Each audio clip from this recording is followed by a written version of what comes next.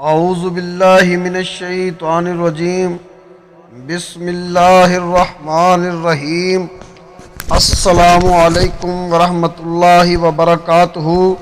پیارے بھائیوں اور بہنوں، میں ہوں میاں مرسلین اور حاضر خدمت ہوں اپنے چینل دین زندگی ہے کے ساتھ۔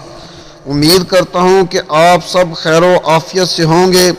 میری دعا ہے کہ اللہ پاک آپ سب کو خیر و عافیت سے رکھے، آمین یا رب العالمین۔ ناظرین، آج ہمارے پاس ایک سوال آیا۔ سوال کچھ یوں ہے کہ کیا عورتوں کا بھی مردوں کی طرح کھڑا ہوتا ہے؟ عورتوں کی شرمگاہ میں بھی کیا تناؤ آتا ہے؟ اگر ہاں تو وہ کیسے؟ تو چلیے چلتے ہیں اس سوال کے جواب کی جانب کہ عورتوں کو مردوں کی طرح ریئیکشن کیسے آتا ہے، ان کی شرمگاہ میں کیا کھڑا ہوتا ہے اور کیسے تناؤ آتا ہے، کب آتا ہے اور اس کے پیچھے کیا لاجک ہے۔ جب مرد اور عورت خود کو سیکس کے لیے تیار کرتے ہیں، جب ان کی باڈی سیکس کے لیے تیار ہو جاتی ہے تو دونوں کے جسموں میں کچھ چینجز آتے ہیں، لیکن مرد اور عورت دونوں کے سمٹم الگ الگ ہوتے ہیں۔ مردوں کے پارٹس میں وہ چینجز واضح طور پر محسوس ہوتی ہیں کیونکہ مردوں کا عضو خاص کھڑا ہو جاتا ہے، نفس میں تناؤ صاف ظاہر ہو رہا ہوتا ہے جو کہ پہلے سے بڑا اور سخت ہو جاتا ہے، جو کہ انٹرسیکشن کے لیے نہایت ضروری ہوتا ہے۔ مردوں کا ریئیکشن پروسیس، اب بات آ گئی کہ عورتوں کا ریئیکشن پروسیس کیا ہوتا ہے۔ تو سب سے پہلی حیران کن بات یہ ہوگی کہ جیسے مردوں کے کیسز میں ریئیکشن پروسیس ہوتا ہے، اگر وہ 100% ہوگا تو آپ کو یہ سن کر حیرانگی ہوگی کہ عورتوں کے کیسز میں یہ ریئیکشن 200% ہوتا ہے، یعنی کہ مردوں سے ڈبل، مردوں سے دگنا۔ یہ اتنی بڑی سچائی ہے جس سے اکثر و بیشتر لوگ انجان ہیں۔ ان کے لیے عورت کی شرمگاہ مزہ لینے کا سوراخ ہے جس میں نفس ڈالو اور اپنا کام نکالو۔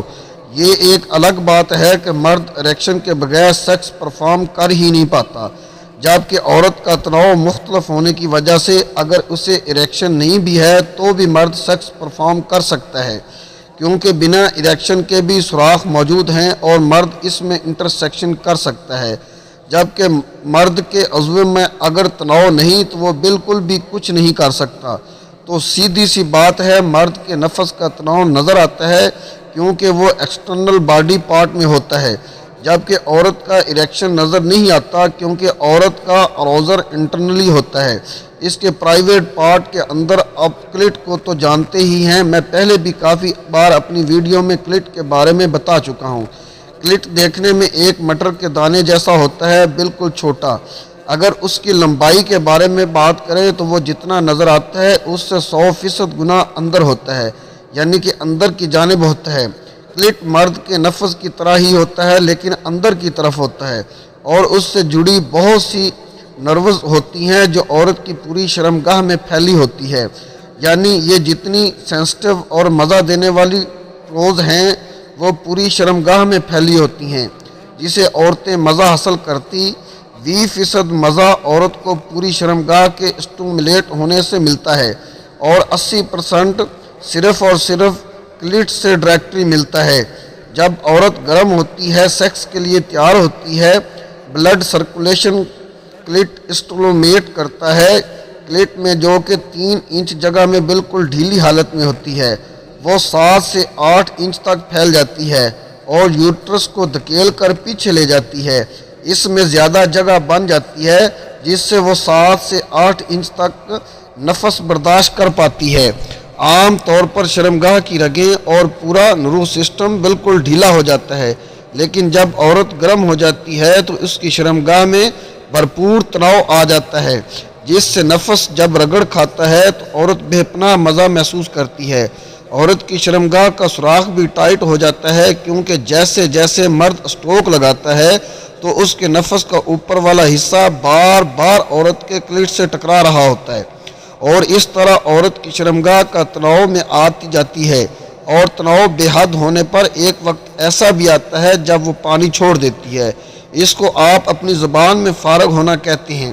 ویسے فارغ ہونا لفظ مردوں کے لیے ہی مناسب ہے کیونکہ جب مرد اپنی منی خارج کر دیتا ہے تو وہ فارغ ہو جاتا ہے، کیونکہ اب اس میں کچھ دیر کے لیے سیکس پرفارم کرنے کی سطح نہیں رکھتا۔